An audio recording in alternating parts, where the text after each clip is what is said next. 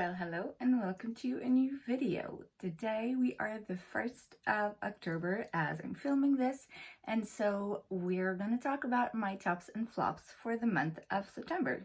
Now I have an issue, which is that I haven't tried anything new in September. I started using a new face cleanser, which is okay. It's just nothing that blew my socks off.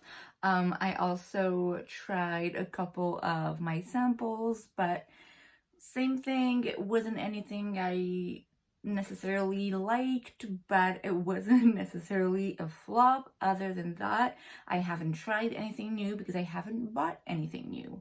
And listen, as much as I would love to buy and test out new makeup every month, I can't do that, not at the moment at least. And so I was kind of in this situation where I was like, okay, I don't really have any tops or flops to talk about, which is a possibility I had mentally prepared myself for when I first started filming these kinds of videos. So when I filmed my first tops and flops video, I believe I did mention the fact that there would be months when I wouldn't necessarily try new makeup, and whenever that would occur, what I would do is to go through my description boxes and see what makeup items were coming back. And so that is just what I did. I compiled a list of one item in each makeup category, and I actually have it all on my face. So this, ladies and gentlemen, these are my tops right there. There won't be any flops because I can't really tell you about all the makeup I didn't use this month because it's a lot. And you know what, it's just as well, because let's make it a positive video without any flop, without anything to be mad or sad about, and focus on the positive. So I got my notes. I'm gonna share with you what are the products I used the most in the month of September. The primer I used the most, and that was an easy win. This is the Becca First Light Priming Filter.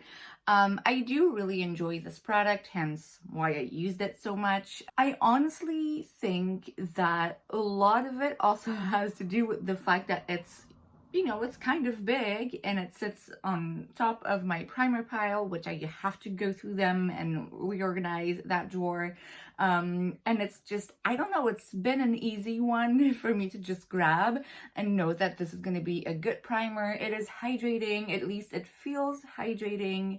It has a nice soft sheen, and it's something that I know works with pretty much every foundation I've used it with. So it's just all in all a good primer, and yeah, I do like it. For foundations, it was also an easy win, and it is the Infallible 24-Hour Fresh Wear Foundation from L'Oreal. Love this foundation. I have talked about it before. But again, there is another reason why I have been using it so much, at least much more than any other foundation as I have, and that is because of the shade. And I still have a little bit of a tan going on, although it is starting to fade. And so most of my foundations are still too light for me if I want to try and match my face with my body. So this was my go-to, mainly because it's one of my deeper foundations, which, you know, it's kind of sad because I know that within the next few weeks I won't be able to reach for this one as much, but it's still a very, very good option, and from the drugstore. Concealer, same thing. I kind of always went back to the same few concealers because of the shade mostly, and also because I love this one. I know I can trust it to not move, to conceal what I need conceal, and to not look too cakey either. So this is the Jouer Essential High Coverage Liquid Concealer. It is a good one. When I first got it, I bought it off of the Beauty Bay app, and unfortunately I got a shade that was too dark for me at the time. Right now it's just perfect. But yeah, this, unfortunately, again, in a few weeks, not going to be able to use it the way I use it at the moment.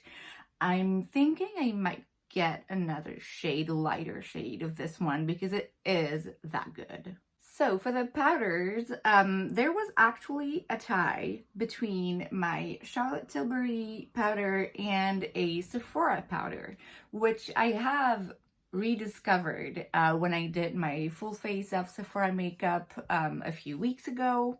And I had forgotten how much I loved that powder in particular. The reason why I went with the Charlotte Tilbury for today's list and today's makeup is because I had to show you, because I don't remember if I showed you or not. But I hit pan, which I don't know why it's always so exciting to hit pan on a product, because you're like, yay, see, I'm actually using the makeup that I own, but at the same time, this is expensive.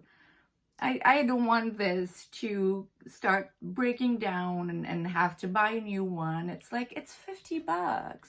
But yeah, I have hit pan because I have used it quite a bunch of times lately and for the past year, basically. So there you go. For the bronzer, now that I was really surprised by. I definitely thought it was going to be my Fenty cream or my Charlotte Tilbury wand or anything like that. It's actually not. There's, again, a tie between my Sephora bronzer and the KVD Shade and Light contour palette.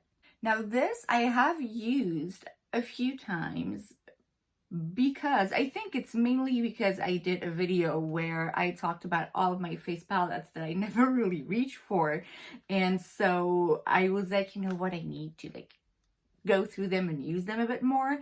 And so I started using this again, and I was like, you know what, I actually really like this. Like, again, how come I had forgotten about it? What I like about this is that it's easy to blend and to diffuse and to have something kind of soft, but it's also very easy to build up and have something a bit more punchy and pigmented.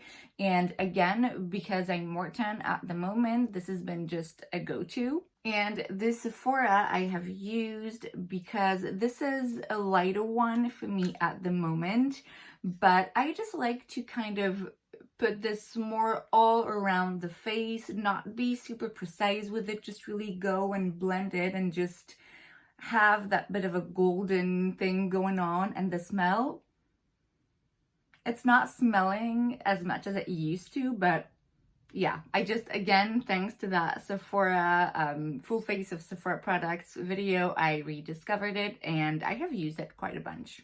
Now, for the blush and the highlight, that was difficult because these categories, especially when it comes to the face, this is where I have a lot of options to choose from, and this is where I like to play with different options the most. And so unlike the foundation where it's like, okay, I'm gonna go with the one that matches me the most at the moment, when it comes to a blush, I'm just gonna try to use a different one every day to just kind of play with makeup, you know, and get to use the, I don't know, 30 blushes I own. So there's a few that, you know, came back a couple of times, but really not much more than that. And one of them is the California from Benefit. This is the one I chose today, and this is the one I'm wearing. The reason is that it's the most orangey blush that I own, and every time I wear it,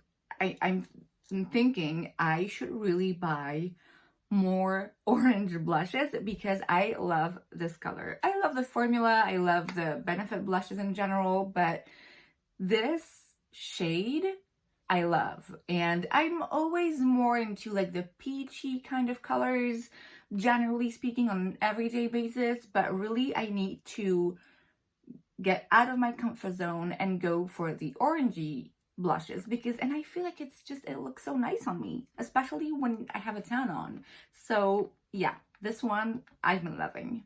And for highlighters, now that again was very surprising because this is a product I hadn't used in such a long time. Again, when I did that video using, talking about my face palettes that I never use, I mentioned this Sleek palette, which is a palette with 4 highlighters, 2 creamy ones and 2 powders. And I talked about how I never really use this, and I'm not even sure I actually really like any of the products in this palette. And so because of that, I was like, you know what? You need to grab it and try it out some more and wear it a bit more. And so I did, and I did it again today, and I actually like it. I used this golden powder highlighter, and I do enjoy it. This is not ever going to be my most favorite and most used. Really, the only reason why it's been used a tad more lately, it's because I kind of forced myself to, but I still wanted to mention it because I actually do like it. And the last product for the face is the fixing spray, and this is the Urban Decay All Nighter Fixing Spray. This is definitely the one I've used the most this month. If I'm doing my makeup and I just stay home and whatever, I can use any makeup spray basically, depending on my mood and what effect I want to give. But if after doing my makeup, I know I'm gonna have to go somewhere and do something and wear a mask and whatnot, this is definitely the one I go to because it's the most helpful in keeping my makeup not moving. So this is a cult classic, and it's one of my favorites, at least for keeping my makeup in place. This is definitely a bit drying, so it's not the makeup spray I'm going to use every day. It also stinks. I think it stinks. But I still love using it because, like I said, it works. That being said, I am not wearing it today because it is, like 8 p.m. right now. I just did my makeup. I had a streak of motivation all of a sudden to do my makeup and sit down and film, so I did it. But yeah, because it's late at night, I'm not about to use that makeup fixing spray. I mean, in a couple of hours this is gonna be gone, so I'm not wearing it today, but still, this is the one I use the most in the month of September. Moving on to brows, no surprise here. The brow product I use the most is my baby hair from Uoma. This is the shade 02, but I also have the shade 04, which also matches me, which is crazy because I usually have enough trouble finding just one shade that works for me, but finding 2, this is like finding gold. I love this eyebrow product. It's just, it glides on easily, but it's also not too waxy. It's great. I really love it, from the formula to the color. I love it. I use it all the time. It's a go-to. It's a product I know I can trust, and my brows are always gonna look nice, so definitely not surprised here. And when it comes to brow gel, I'm also not surprised. This is the Sample Beauty brow gel. I mentioned it. I think I made a video. Yes, I did a video where I reviewed the reviews on this product. And this is also kind of a follow-up to that video, because in that video, I mentioned how I use this first, and then I go in with a brow pen because I feel like I need to work this so much in my brows that if I have a brow pencil underneath, it's just gonna move everywhere. I was wrong. I used both of these today. I first used my pencil like I usually do, and then I went in with the gel. And so I now do things differently, whereas before I would put a lot of product in and then I would feel like I had to kind of blend it in with a clean spoolie because it is white. And so I would kind of put it everywhere. And what I do now is that I just use a tiny bit of it. I know it's white, but it's actually going away. So the white finish of this does leave when the product dries out, basically. So this is what I do. I use a tiny bit, I comb it through my brows, and it's not moving. It's not going anywhere. It's not giving me this laminated brow effect, but I'm not necessarily a big fan of that look on myself anyway. So this is great because it holds my brows. Moving on to the eyes, and for eyeliner, the one I used the most, again, I try to have some variety, but there's two actually that came back more often than others. I have the L'Oreal Infallible Studio Eyeliner 24 Hour. I chose to mention this one because the other one is my Makeup Forever Aqua Resist something, which I believe I have mentioned in another tops and flops video, because I do love that pencil. So I decided to use this one today so that I can give you another option. And for liquid eyeliners, the one that came back quite a few is the Stila Stay All Day Waterproof Liquid Eyeliner. I really do like this one because I feel like I can do a nice, fine, discreet line, whereas I have other eyeliners. I don't know if it's the tip or the formula or whatever, but sometimes when I use other eyeliners, I tend to get carried away and I end up with a big wing. And this is nice. I can end up with a big wing with this as well, but this is nice when I just want a liner like what I did today, which is, you know, it's nice and soft. It's not crazy. It's not like, oh my gosh, super intense. It can be if you want it to be, but I can also restrain myself with this one, which is something I feel like I can do with a lot of other eyeliners. So definitely this is a hit for me. Now for mascaras, again, I had different possibilities here. The Sephora one and the Maybelline Sky High kind of came back several times as well, but I didn't want to use them today because I feel like I have mentioned them in the past quite a bit, and they're kind of a pain in the ass to remove, to be honest, which is great because they stay on, they don't budge. But like I said, it's like 8 p.m. I don't want to have to go through hell to remove my mascara in a couple of hours. So instead I went for the Essence, which I have also used quite a bunch in September.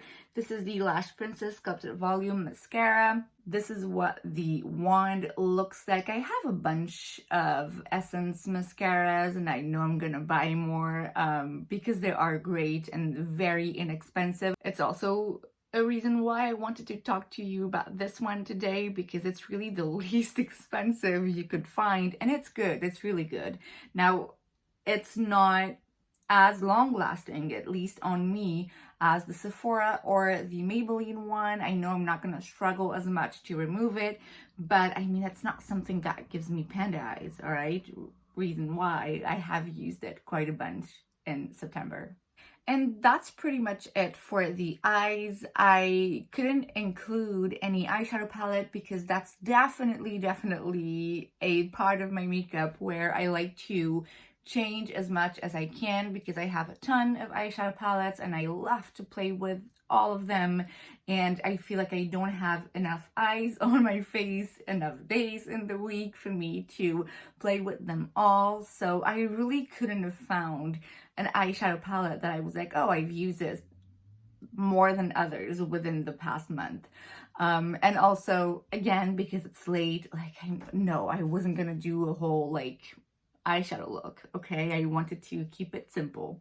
I did put on a gloss, and this is the Fenty Gloss Bomb in the shade Fussy. I didn't go through my description boxes when it comes to lip products because, again, I knew it was going to be all over the place. The reason why I chose to wear this one today is because I love it, and this is definitely this and the Fenty Glow, the other shade that I have.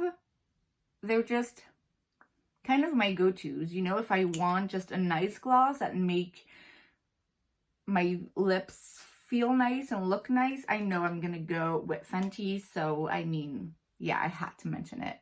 And that is it for today's video. I hope you enjoyed it. If you did, make sure to give it a thumbs up. You can also subscribe to my channel because it's free, so why wouldn't you? And I will see you guys next time. Bye!